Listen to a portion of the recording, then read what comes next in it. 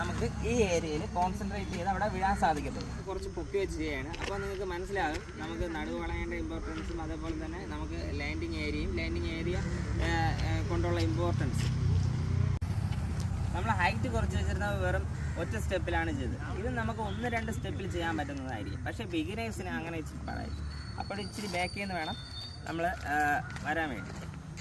Okay, നമ്മളിപ്പോൾ ഇതിപ്പോൾ ഒരു 3-4 സ്റ്റെപ്പിൽ നിന്ന് നമുക്ക് സ്ഥിരം ചെയ്യുന്ന ഒരാൾക്ക് ചെയ്തെടുക്കാൻ പറ്റുന്ന ഒരു ഹൈറ്റാണ്. പ്രോപ്പർ ആക്ഷൻ വന്നാൽ മാത്രം മതി. ഓക്കെ, നമുക്കതൊന്ന് നോക്കി നോക്കാം.